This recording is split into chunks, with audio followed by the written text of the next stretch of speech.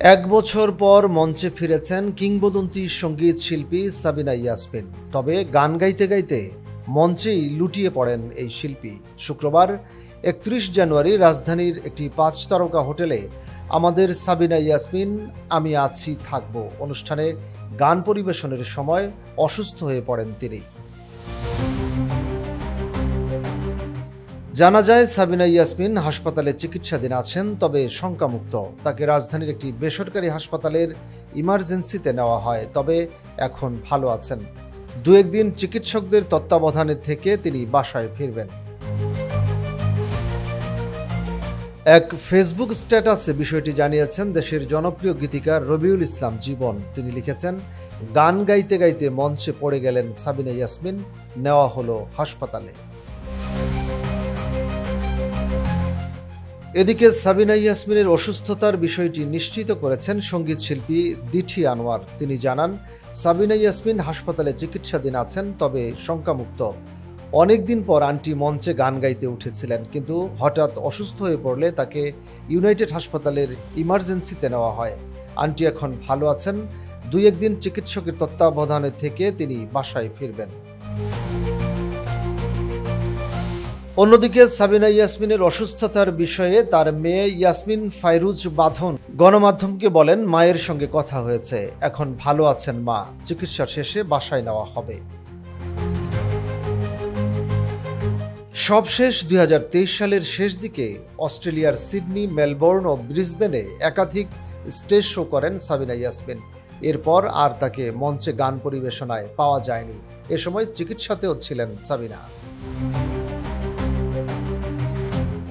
সাবিনা ইয়াসমিন শেষ প্লেব্যাক করেছেন প্রয়াত চিত্রনায়িকা ও নির্মাতা কবরী পরিচালিত এই তুমি সেই তুমি সিনেমার দুটি চোখে ছিল কিছু নীরব কথা শিরোনামের একটি গানে।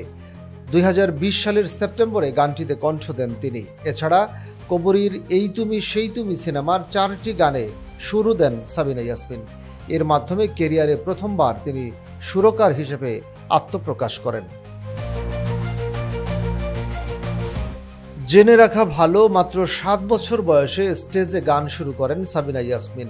এরপর প্রায় ৫ দশকের বেশি সময় ধরে বাংলা গানের ভাণ্ডার সমৃদ্ধ করে যাচ্ছেন তিনি। দেশের গানেই তার যে অবদান, তা দিয়েই বাংলার বুকে বেঁচে থাকবেন শত শত বছর। সংস্কৃতির পরিমণ্ডলেই সাবিনা ইয়াসমিনের জন্ম এবং বেড়ে ওঠা। তার বড় বোন দেশের কিংবদন্তি সঙ্গীত শিল্পী নীলুফার ইয়াসমিন এবং ভগ্নিপতি দেশের প্রখ্যাত চলচ্চিত্র ব্যক্তিত্ব খান আতাউর রহমান। ১৯৬২ সালে এহতেশাম পরিচালিত নতুন সুর সিনেমাতে শিশুশিল্পী হিসেবে প্রথম গান গাওয়ার সুযোগ পান সাবিনা ইয়াসমিন।